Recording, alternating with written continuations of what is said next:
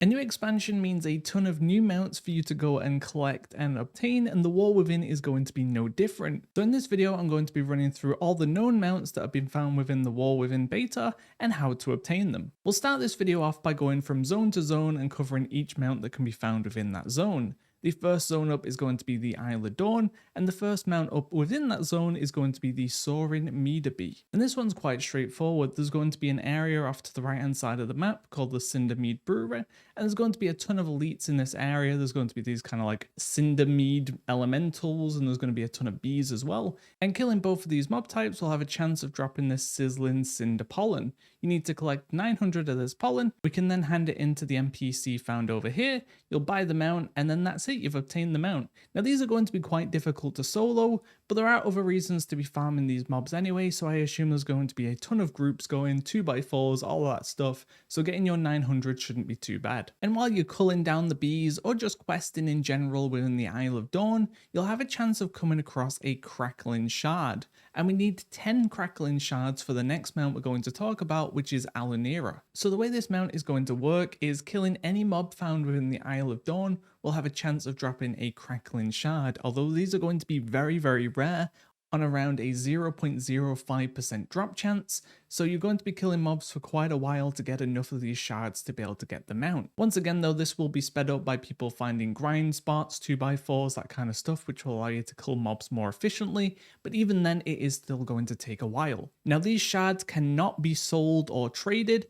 You can trade them between your warband characters, but you cannot sell them to other players, so you're going to have to grind out the 10 shards yourself. Once you get your hands on the 10 crackling shards, you'll click them, combine them together to create a storm vessel. Once we've now got that storm vessel, we can head off way off to the left side of the map. You'll see this kind of big blue mountain, and at the very top of it should be Alunira flying around it. Although Alunira cannot be attacked unless you've got the storm vessel in hand. So you'll use the storm vessel on Alunira, the fight will begin, and it's a relatively straightforward fight. On the beta at least it didn't have any mechanics, it would just kind of auto quite hard, so do make sure you bring people to help you, or you're quite geared, or you're capable of soloing things. You'll kill the rare, and then you as the storm vessel user will get the mount guaranteed. Now no one else in my group got the mount, but that doesn't mean people assisting can't get the mount. It could just be it's on a very, very low drop chance, so keep that in mind for when the expansion goes live. The next mount to talk about is going to be the Delver's Dirigible, and this is going to be a quite easy mount to obtain. You'll basically hit max level 80, and then you'll go and do the endgame delve content. You'll get some quests from Bran, and eventually from doing that you'll end up with a follow-up quest which will give you the Delver's Dirigible. Once you've obtained it, you are able to customize it very similar to the dragon riding mounts, except there's going to be no RNG drops. All the cosmetics are going to have set guaranteed locations, the majority of them coming from the NPCs that are kind of related to the delves in the main city. You'll go to those and you'll be able to unlock those by kind of progressing your delve progression bar, or, you know, hitting a certain level on a delve, etc. Once you've done that, you'll be able to purchase it using the delve currency, and you'll unlock most of your cosmetics that way. There is going to be a unique void cosmetic that you'll get from killing like the kind of secret boss in Delve 13, and then once you've done that, you'll have like a void cosmetic as well. Next up, we'll be talking about the renowned faction that can be found within the Isle of Dawn, and that will be the Council of Dornogal. And once you progress this faction up to Renown 18, you'll get the first of the 2 mounts available. That will be the Shale Ramolith, and it looks kind of cool actually. I like these kind of stone rams that they've got going on in this expansion. And this is going to cost resonant crystals, which is kind of like a new Dragon Isle supplies, except you're not going to be kind of bathing in this currency like Dragon Isle supplies. Instead, you are actually going to have to actively work towards it if you do want to buy all the rewards. In terms of gaining renown with the faction, it's going to be a majority of kind of weekly based content. You will have a ton of one-time source content in the beginning, so you'll be able to get some from the main campaign, from side quests, from treasures, that kind of thing. And then once all that stuff is done, you're going to have a list of weekly stuff that you can do. One of those for Dornogal will be the kind of theatre event, which will be very similar to the cooking event. You'll have a bunch of rares in the zone that you can kill each week. You'll have a weekly dungeon quest that you can do. So all of those are going to contribute towards your weekly kind of cap on reputation. And then once you've done all that stuff, then you won't be able to gain any more rep because there's going to be no more sources of rep for you to get. This will be quite a long reputation grind though. To get all of these factions to max renown is going to take you around 2.5 to 3.5 months, depending on which factions you kind of commit the extra renown to. The next mount we can purchase from the Renown is going to be the Smoldering Cinderbee, and there's going to be a few of these B mounts up for grabs, but they do look pretty good, and you'll be able to get this at Renown 23. Once again, this will cost resonant crystals. The next mount to talk about will be the Shalestone Ramolith, which is going to come from unlocking the new allied race, the Earthen, and this is going to be an unlock for all of your characters, regardless if they're Earthen or not. And to unlock the Earthen, we'll be mainly doing stuff that you would be doing anyway. So you need to go through the leveling campaign storyline, you need to go through the max level campaign, and then you also need to do a few side quest chains, which I'll have marked on a map now within the Isle of Dawn. And once you complete all of those, you will unlock the ability to do the kind of like the follow-up quest chain to unlock the allied race Earthen. The new Earthen race will also have a Paladin mount too, so if you want to get that, make sure you do make yourself an Earthen Paladin. Now we'll be moving on to the next zone, which is the Ringing Deeps, and the first mount we're going to talk about is the Machine Defense Unit 111, and this comes from the Awakening Machine event, which is kind of like the weekly activity within the zone for the faction here, so it should be relatively straightforward to get this mount. Currently on beta it's quite easy. I don't know if they're still going to do some tuning on this to make it a little bit more difficult, and it does seem like they've made this now a solo event, so you might struggle a little bit depending on your class and spec. But essentially you'll go into the Awakening Machine event, and there's going to be an NPC in the middle that we need to kind of defend, and there's going to be various different things trying to kill him. So there's going to be little robots that walk towards him that you kind of need to aggro and move away. There's going to be robots that will explode. There'll be these kind of like pillars that will fire a beam at him that you need to intercept. There's going to be robots that kind of heal, so you can kill them and then you're going to be able to heal your guy if you have no healing yourself. There's going to be a robot that will kind of put a cross-shaped ability on you that'll fire out, and you got to make sure it doesn't hit the guy. So you basically just want to be doing as much as you can to avoid him taking damage and keeping him as healthy as possible as you go through the stages. Once you get to the 20th stage, you'll unlock a mini boss to fight, which currently dies very quickly and very easily, but maybe that will change. And once you've done that, you will get the achievement, which will give you the Machine Defense Unit 111. The biggest tip I can give for this is if you're a class that has the ability to heal, you can keep some of the kind of non-relevant mobs alive, the ones that don't do very much damage, and then you can use that time to funnel heals into the guy if he is a little bit low or whatever. Once he's healthy enough, you can then kill the mob and move on to the next level. Next up, we'll have 2 dungeon drops from both of the dungeons within this zone. The first is going to be Wick, which will drop from Dark Flame Cleft, and you need to do this on Mythic or Mythic Plus, which I do not believe will be available in the first season, so you're only going to be able to do this on Mythic each day for an attempt at this mount. The next one will be the Stonevault Mechsuit, which once again we need to do on Mythic or Mythic Plus for a chance at this mount, and this is in the season rotation, so you're going to be able to grind this out as much as possible, or as much as you can handle, to try and get your hands on this mount. Now it will drop an item that will begin a quest. Not too sure what the quest chain kind of involves, but eventually you'll go through that quest chain and then you will get yourself the mount at the end of it. Next up, similar to the first zone, we're going to have 2 mounts we can pick up from their renowned faction in this zone, and that will be the Assembly of the Deeps. The way this faction works is basically the same as the first zone. You'll have rares, you'll have a weekly to do, all that kind of stuff, and you'll be progressing slowly towards your renown. The 2 mounts we can pick up, the first will be the Crimson Mudnose, which will come at Renown 19, and once again will be purchased with Resonant Crystals. And then at Renown 23, you'll unlock the ability to purchase the Cyan Glowmite, once again for Resonant Crystals. And this one's going to be one of the better Renown mounts you can pick up because it's quite unique in the sense that no other model kind of shares the skin of this yet. So it's going to be unique for now at least until they add more of them in the future. There is another mount we can get in this zone, and currently no one knows how to fight it, and that is going to be the Lurker of the Deeps, which can drop the old Mole Rufus. Now there is this area way off to the side, hidden away, that kind of looks like a swirlpool. Looks like something could spawn here, but despite most people's attempts to figure out how, throwing items into it, fishing, all that kind of good stuff, no one yet has been able to spawn the rare. Whether it's actually available on the beta, it's bugged, or we've just not figured it out, not too sure, but as long as it does end up in the game, then you'll be able to kill the Lurker of the Deeps for a chance at the old Mole Rufus mount. Next we'll be moving to Hallowfall, and the first mount we're going to talk about in this zone will be the Dauntless Imperial Lynx, which is going to drop from the weekly activity tied to the Hallowfall Arathi. There'll be an area kind of in the northish corner of the zone. You'll head up there, and all you need to do is light these mini key flames. You'll get these crystals from looting chests within the zone or killing the mobs within this area, and you need 12 of these crystals. Once you've got those crystals, you'll kind of go around the area and light in these key flames. It takes 3 crystals per key flame. You'll light 4 key flames, or these mini key flames. And then once you've done that, you'll get the objective done.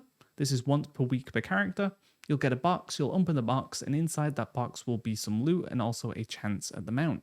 Now, it's also worth noting that level 70 characters can do this as well. They can head out there, they can kill the mobs. Honestly, they kill them easier than a level 80 character would. And they'll get the crystals, they'll do the keyflames, and then they'll get the chest. And within the chest will be a level 80 piece of gear. So if you've got a character you don't plan on leveling just yet, it's probably still worth doing this anyway, so you're building up some gear for later on. And then I assume you will have a chance at getting the mount as well, considering if you are getting the level 80 rewards. So I don't see why you wouldn't be able to get the mount either, but I am not able to confirm if sub-level 80 characters are able to obtain the mount currently. Once the expansion launches, we'll have a lot more data.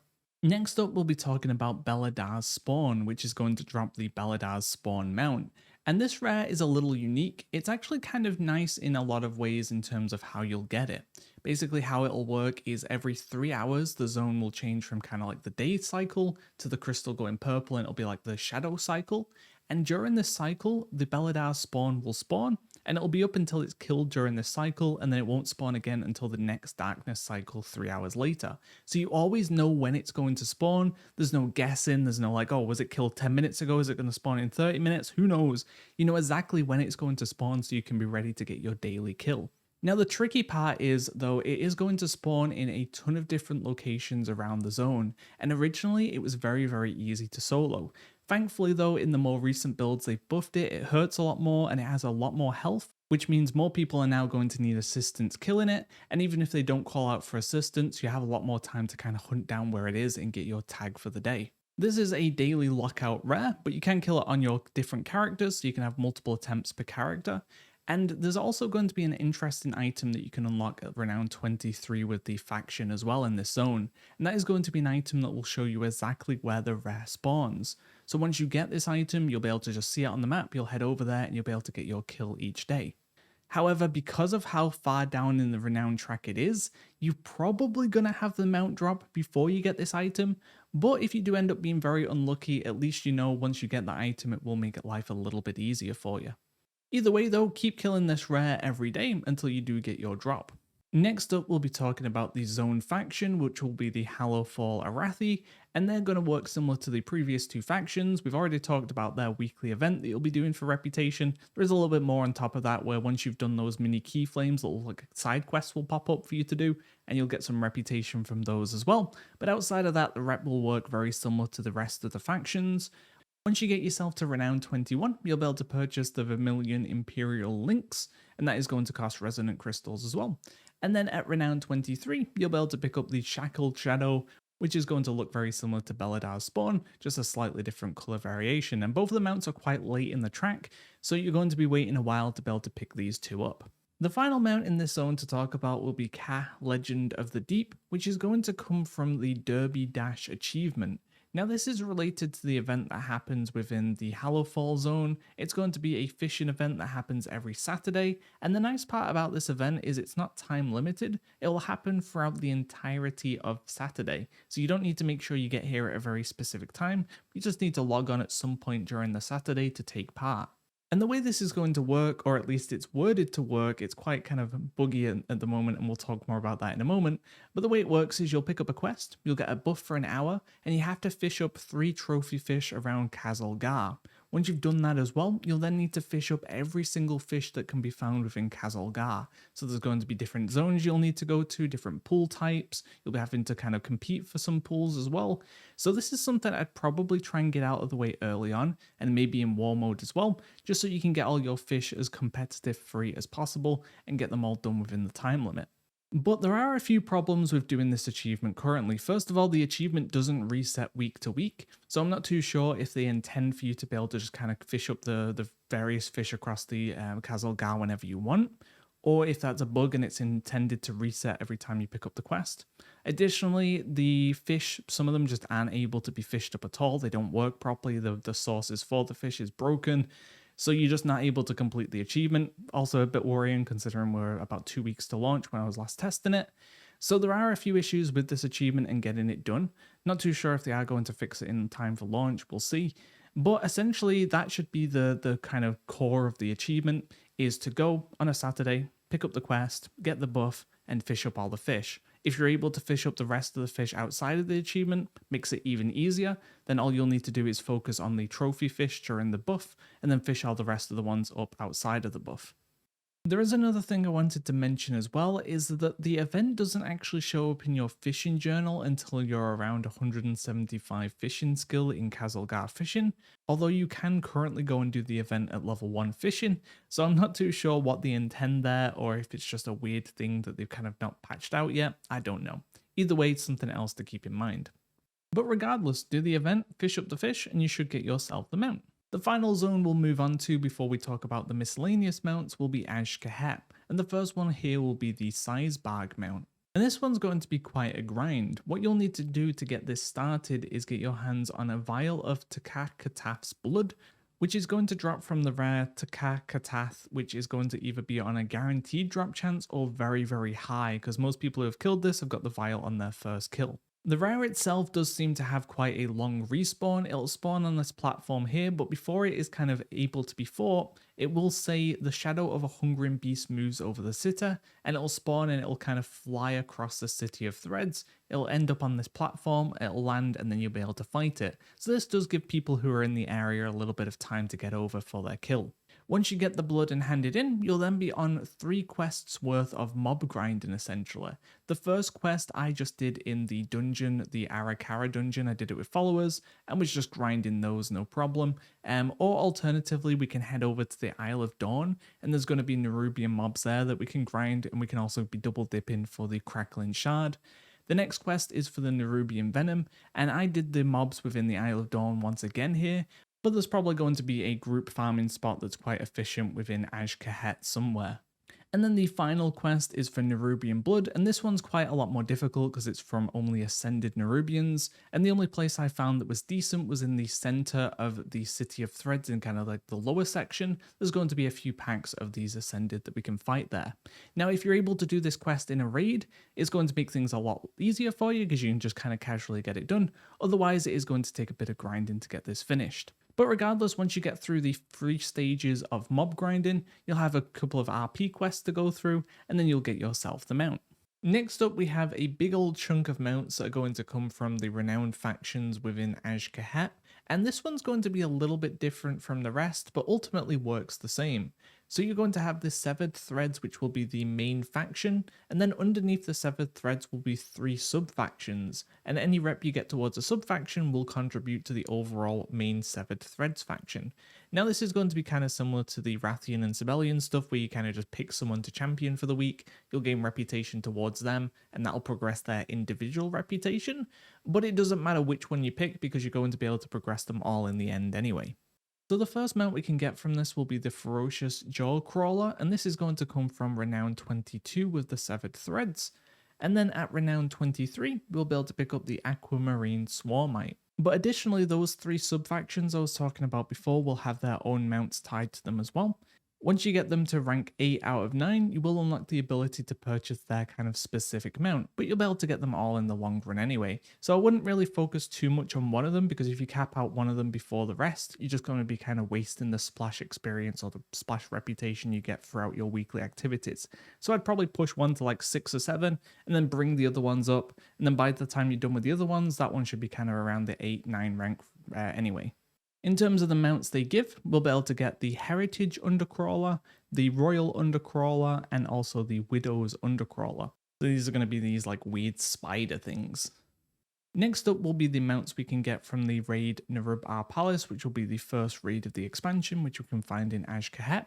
And there's going to be 2 drops from the end boss.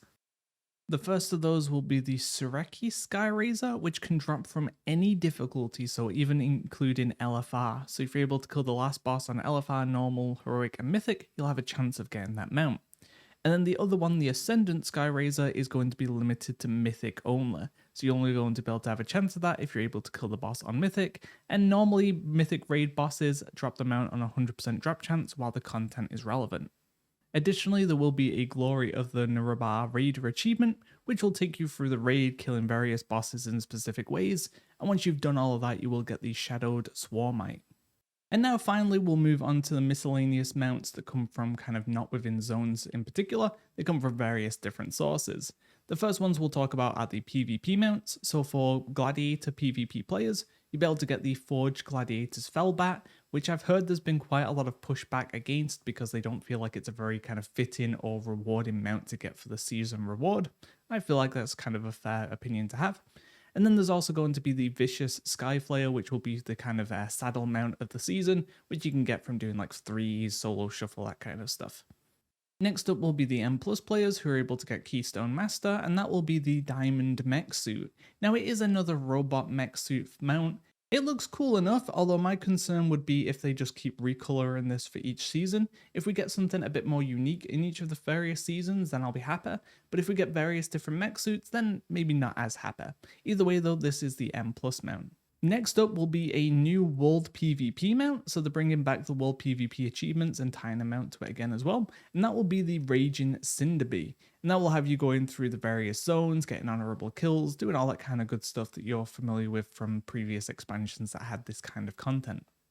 The next one to talk about will be the Glory of the Delver. So there's going to be a glory achievement now tied to the delves, and these are going to be quite easy. The only one that might be difficult, as we've not been able to test it yet, is killing the last boss on Delve 13, which is going to be like a unique fight that's limited to only Delve 13. So this might be quite a challenge, but the rest of the achievements are quite straightforward. They basically just do the delve in the way that it's intended. Don't run out of breath, don't let your candle expire. So these are things that you want to be doing anyway, and you need to find the kind of hidden treasures and stuff as you go along. But either way, we do have a full guide on this on True Endgame, along with a bunch of other guides on the renowned factions, stuff like that coming too. So definitely check that out if you want more detail on how to do all the achievements. There will be a bunch of skywriting glyphs across the Isles of Kaz-Algar as well, and collecting them all will give you the Swarmite Skyhunter. Once again, we have a guide on True Endgame for that. You can check that out, but going through them all, you will get yourself this mount, so this should be a pretty easy one for you to knock off early in the expansion. Next up is the Crowdpummeler, and this is an engineering mount that has a cost of over 3 million gold, I believe. Now this will be able to be reduced because the engineers can spec into an ability to kind of salvage the parts needed, so they can pull down the price a little bit, but getting the parts is going to be quite rare. The other way they can kind of pull down the price is when they craft the mount. They have resourcefulness, they might be able to get some of those materials back, which will allow them to sell it for cheaper in the future. Either way though, this is going to be a very expensive mount, and is going to be the gold dump of the start of the expansion. And then the final two will be mounts that have been data mined for the trading post. One of those will be the Depth Stalker, and the other will be the Hand of Reskigal, something along those lines. And yeah, you'll be able to just maybe pick those up from the trading post whenever they're available. And that is about it. There aren't many mounts that are a mystery apart from the Lurker of the Deeps, which might just be broken. And then additionally, there aren't really any hints towards a mount that might be hidden or secret, although if they've done a good job of keeping it secret, then we wouldn't know. But in general, most of the mounts are quite straightforward, which might be better for the game in general, I'm not too sure, but it definitely made the beta experience a little bit worse in terms of figuring this stuff out, because normally that's part of the fun, is kind of sinking your teeth into how is this going to work, how do we solve this, how is it going to be functioning, and then there's going to be some mounts that you just can't find, and it ends up being a mystery once the expansion goes live. But this time around, not too much of that. Most of them just come from Renown, which, I don't know. Either way, let me know your thoughts on the mounts and the mount acquisitions in terms of how you get the mounts. And as always, look out for more videos coming soon. Thanks for watching, guys. See ya.